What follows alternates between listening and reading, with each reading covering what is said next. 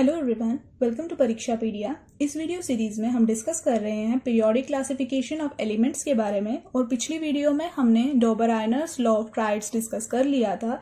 तो अगर आपने वो नहीं देखी वीडियो तो मैं लिंक नीचे डिस्क्रिप्शन में दे दूंगी।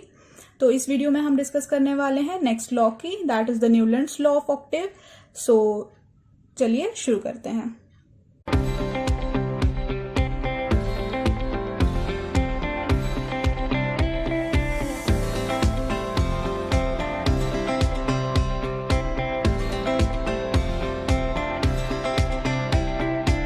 Newland's law of octaves.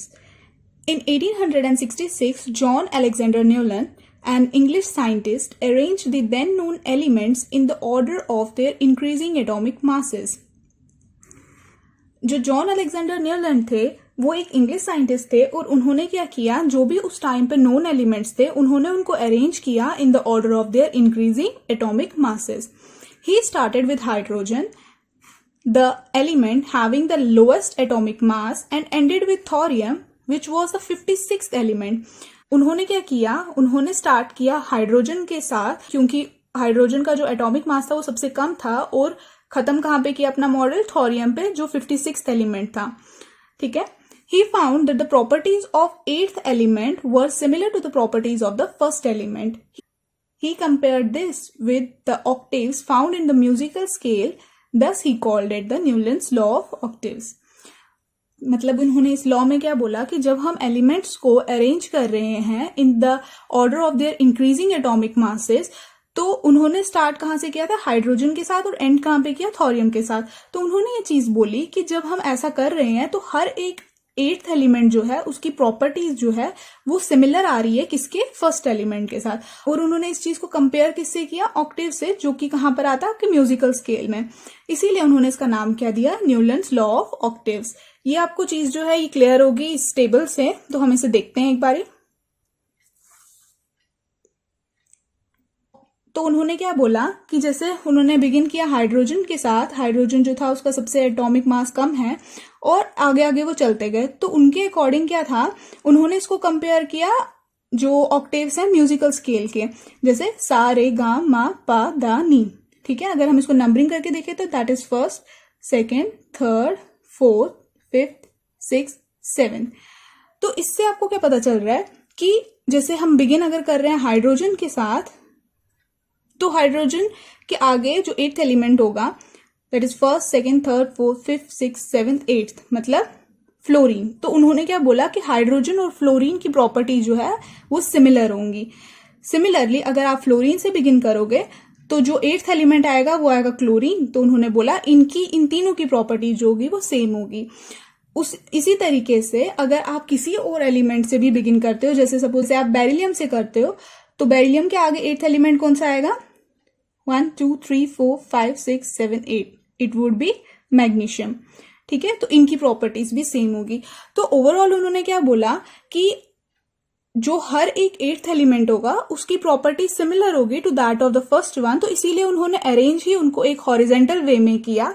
और यहाँ पर ऑक्टेव का नाम क्यों आया, क्योंकि ये म्यूजिकल जो नोट्स होते हैं उनके तरह एक्ट कर रहे थे। तो इसीलिए, क्योंकि वहां पे भी वो रिपीट होता है, आफ्टर 7th नोट वो रिपीट होते हैं, तो इसीलिए उन्होंने इसका रेफरेंस जो है यहाँ पर दिया।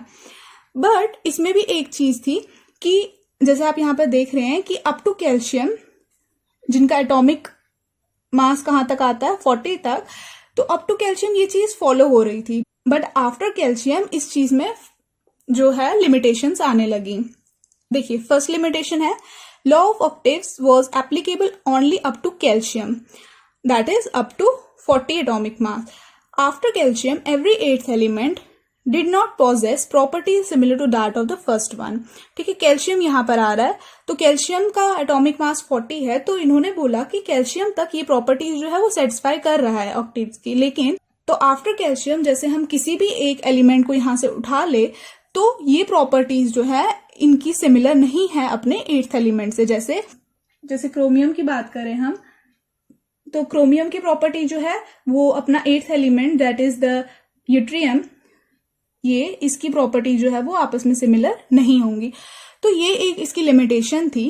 नेक्स्ट लिमिटेशन क्या थी, It was assumed by Newland that only 56 elements existed in nature and no new elements would be discovered in future. उन्होंने ऐसा बोला कि सिर्फ 56 एलिमेंट्स ही एग्जिस्ट करते हैं नेचर में और आगे भी कोई एलिमेंट्स जो है वो डिस्कवर नहीं होंगे, जो इसका एक लिमिटेशन था. नेक्स्ट है, he adjusted 2 elements in the same slot and also placed some unlike elements in the same column.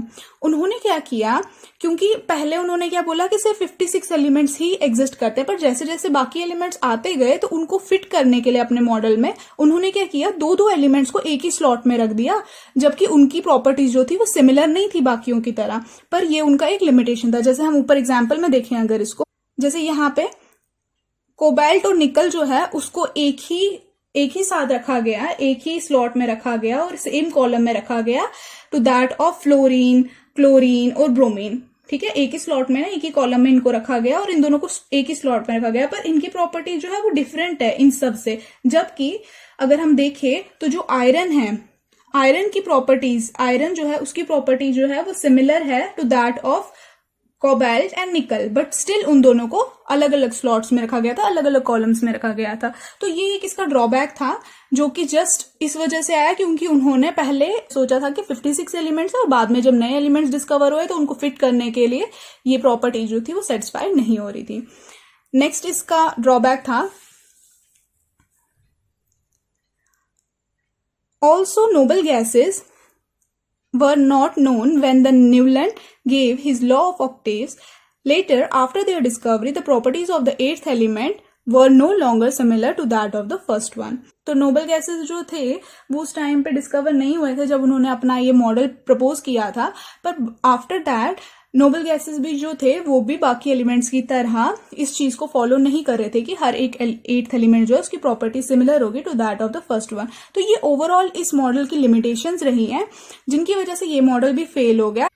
इसने काफी हद तक पुराने मॉडल से इंप्रूवमेंट दिखाई थी, लेकिन स्टिल इसमें कुछ लिमिटेशंस थी जिसकी वजह से ये मॉडल जो है वो फेल हो गया. तो आई होप कि आपको ये मॉडल अच्छे से समझ आ गया होगा. तो नेक्स्ट लेक्चर में हम डिस्कस करने वाले हैं बाकी के मॉडल्स के बारे में. तो तब तक के लिए thank you and keep supporting.